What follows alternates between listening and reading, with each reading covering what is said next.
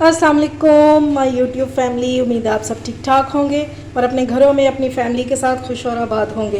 अल्हम्दुलिल्लाह मैं भी बिल्कुल ठीक ठाक हूँ।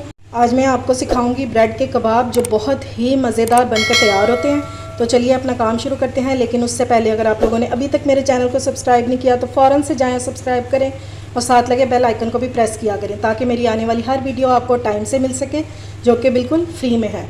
तो चलें जी, बिस्मिल्लाह करते हैं। तो सबसे पहले हमें इन कबाबों के लिए चाहिए ब्रेड। और ये देखें, ये जो पीसीस बच जाते हैं ना, ये वाले भी आप यूज़ कर सकते हैं, ठीक है। और ये 3 पीस हैं ये वाले। अब सबसे पहले हम करेंगे क्या कि इनके करेंगे छोटे छोटे पीस, और कोई हमने इसके ये साइड्स वगैरह जो हैं ये नहीं निकालने, इसी तरह से बनाएंगे। इन पीसीस को हम एक बॉल में शिफ्ट कर देंगे।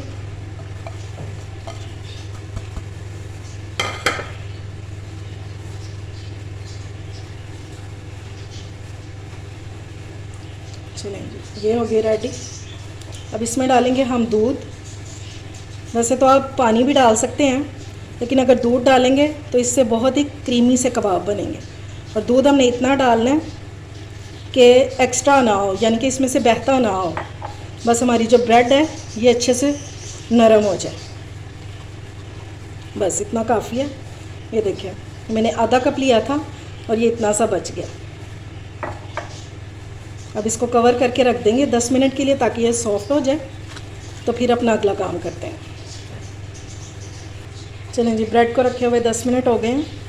अब इसको हाथों से अच्छे से मसल लेंगे, अच्छी तरह से, बिल्कुल पेस्ट बन जाना चाहिए। और ये देखें, इसमें बिल्कुल भी एक्स्ट्रा दूध नहीं है। अगर आपसे ज़्यादा दूध डल जाए तो फिर आप इसमें थोड़ी सी और ब्रेड डाल दीजिएगा। बस ये जो मिक्सचर है ये नरम नहीं होना चाहिए। ये लीजिए, ये बहुत अच्छे से हो गया मिक्स। हमारा पहला स्टेप हो गया कंप्लीट। अब इसको रख देंगे साइड पे और अपना अगला काम शुरू करते हैं। सबसे पहले हम इसमें डालेंगे 2 टेबलस्पून ऑयल। आप चाहें तो घी भी डाल सकते हैं, लेकिन इससे ज़्यादा नहीं डालना, सिर्फ 2 टेबलस्पून। और इसमें डालेंगे बारीक कटी हुई प्याज, 1 अदद।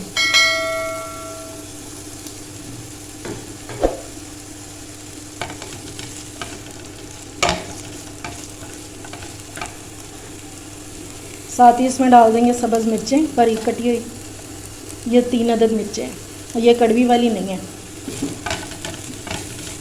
अब हम इसको इतना भूनेंगे कि ये ट्रांसलूसेंट सा हो जाए, यानी कि प्याज का कच्चापन ख़त्म हो जाए।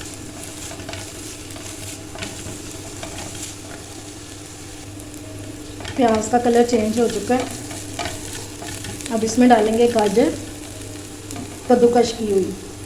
ये मेरे पास आधी गाजर है जिसको मैंने ग्रेट कर लिया हुआ। आप चाहें तो इसको बारीक काट भी सकते हैं।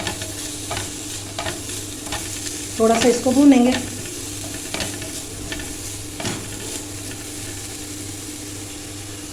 गाजर को मैंने 2 मिनट भून लिया।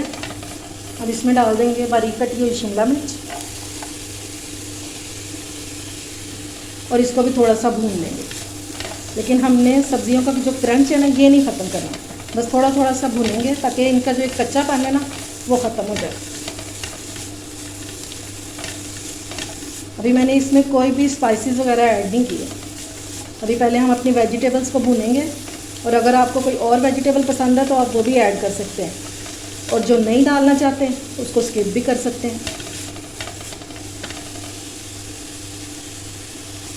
चलें जी, अब इसमें डालेंगे बंद गोभी। ये तकरीबन हाफ कप है मेरे पास।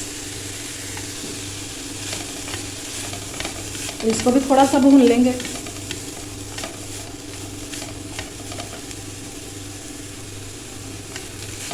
अब हम इसमें डाल देंगे 2 बॉईल किए हुए आलू जिनको मैंने ग्रेट कर लिया, ठीक है। और आपने इनको ग्रेट ही करना है, मैश नहीं करना, क्योंकि हमें बिल्कुल जो है पेस्ट सा चाहिए आलूओं का। अब इनको अच्छे से मिक्स करेंगे और साथ ही हम इसके डाल देंगे बॉईल किया हुआ चिकन। ये बिल्कुल ऑप्शनल है, अगर आप नहीं डालना चाहते तो खाली वेजिटेबल से भी बहुत अच्छा बन जाएगा। इसको मैंने श्रेड कर लिया हुआ है, और इसको मैंने बॉईल करते हुए इसमें हाफ़ टी स्पून नमक डाल दिया था। ठीक है,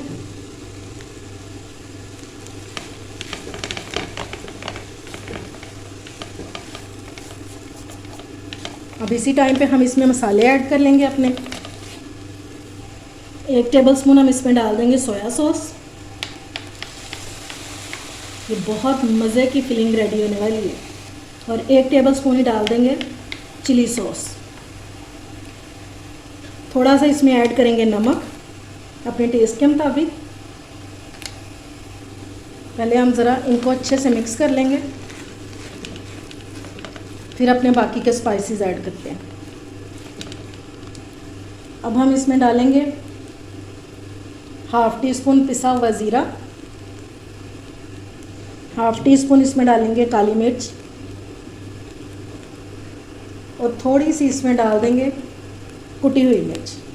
ये ऑप्शनल है, अगर आप नहीं डालना चाहते तो फिर आप स्किप भी कर सकते हैं। और अब इसको बहुत अच्छे से मिक्स करेंगे, ठीक है, ताकि सारी चीज़ें जो हैं ये यकजान हो जाए।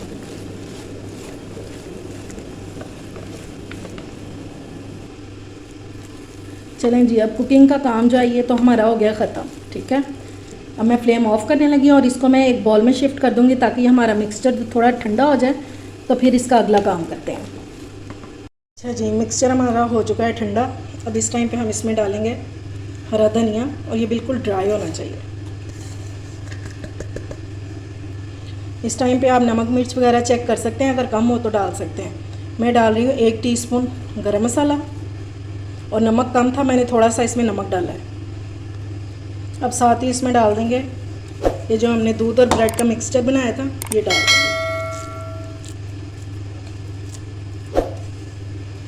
ठीक है, और इसको अच्छे से मिक्स कर लेंगे।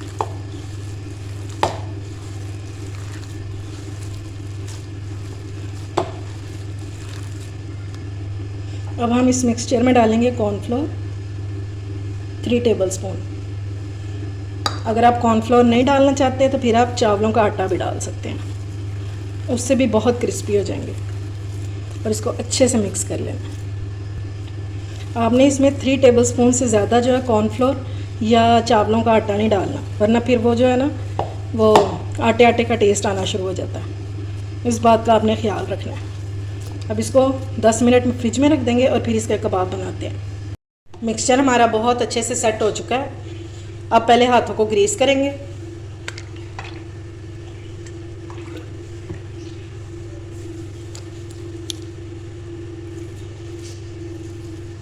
शेप आप कोई भी देना चाहते हैं तो दे सकते हैं, वो आपकी अपनी मर्ज़ी है। मैं इस तरह बनाऊंगी।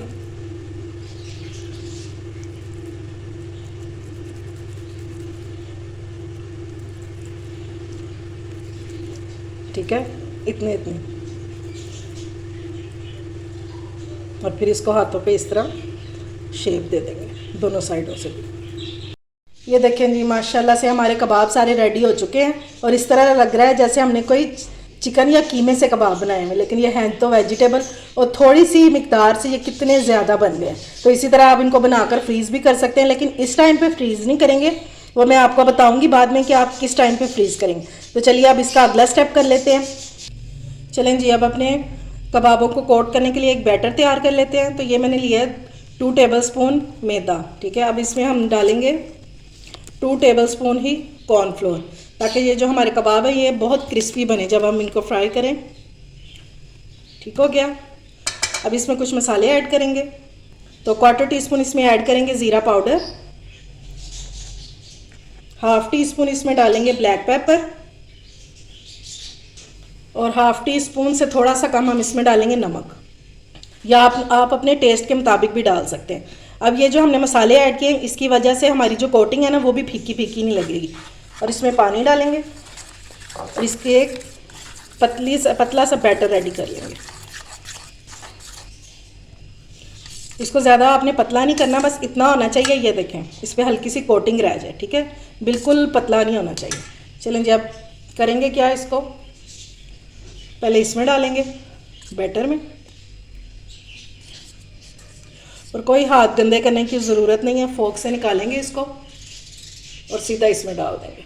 ठीक है, अब यहाँ इसको अच्छे से कोट करेंगे।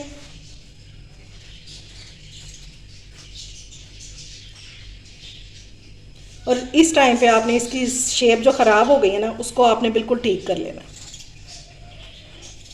क्योंकि ये हमारा फाइनल स्टेप है। यहाँ पे आपने इसकी जो शेप है ना, इसको बिल्कुल ठीक कर लेना। ये लें जी, कोट कर लिया और ब्रेड क्रम्स भी लगा दिए हैं। अब इस टाइम पे आप जो है ना, इनको सेव कर सकते हैं, यानी कि फ्रीज़ करके रख सकते हैं, और ये 1-1.5 महीना इजीली चल जाएंगे। अब इनको रखेंगे कैसे, ये इस तरह का बटर पेपर लेंगे और ये कंटेनर में लगा के इस तरह, और इस तरह इनको रखते जाएंगे। थोड़े थोड़े से फासले पे रखेंगे। जब एक बार ये फ्रीज़ हो जाएंगे ना, फिर जैसे मर्जी ऊपर रखे, कोई मसला ही नहीं है।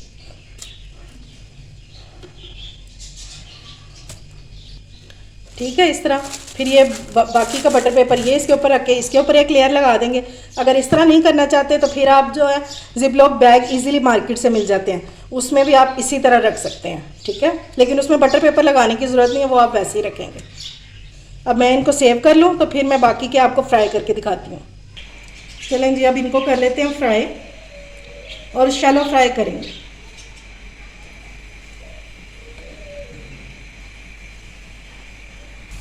एक साइड पे कलर आने का वेट करेंगे, उससे पहले आपने इसको बिल्कुल भी नहीं हिलाना। ठीक है, चलें जी, अब इसकी साइड कर लेंगे चेंज। ये देखिए माशाल्लाह से कितना अच्छा कलर आया है।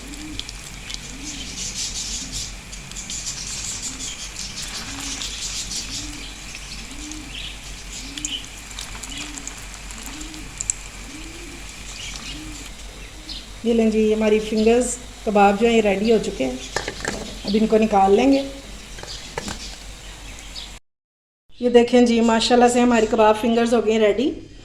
और ये चेक करें जी, ये किस कदर क्रिस्पी है। ठीक हो गया, आप इंशाल्लाह बनाएं, बहुत मज़े के लगेंगे आपको। ये देखें जी, कितने क्रीमी और कितने मज़े के लग रहे हैं। इसको बना के रख लें और अपने रोज़ों को एंजॉय करें। ये आपको रोज़ों में 2 से 3 बार बनाने पड़ जाएंगे, ये इतने मज़े के लगते हैं, बचने ही नहीं, बहुत जल्दी ख़त्म होंगे इंशाल्लाह। उम्मीद है आपको मेरी रेसिपी पसंद आई होगी। अगर अच्छी लगे तो फ्रेंड्स एंड फैमिली में शेयर किया करें और मेरे चैनल को सब्सक्राइब भी किया करें। अपना और अपने प्यारों का ख्याल रखें, मुझे दुआओं में याद रखें। अल्लाह हाफिज़।